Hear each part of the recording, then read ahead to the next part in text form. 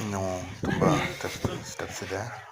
ಅಂದರೆ ಆಲ್ಮೋಸ್ಟ್ ಇನ್ನೊಂದು 50 ಸ್ಟೆಪ್ಸ್ ಇರ್ಬೋದು ಅನ್ಕೋತೀನಿ. ನಿಯರ್ ಬೈ ಬಂದ್ವಿ. ಯೋಗ ನರಸಿಂಹಸ್ವಾಮಿ ಟೆಂಪಲ್ ಮೇಲುಕೋಟೆಯ ಆಲ್ಮೋಸ್ಟ್ ಬಂದ್ವಿ. ನೋಡಿ ಸ್ನೇಹಿತರೆ, ಇದೇನೆ ಯೋಗ ನರಸಿಂಹಸ್ವಾಮಿ ಟೆಂಪಲ್ಲು. ಬಂದ್ವಿ.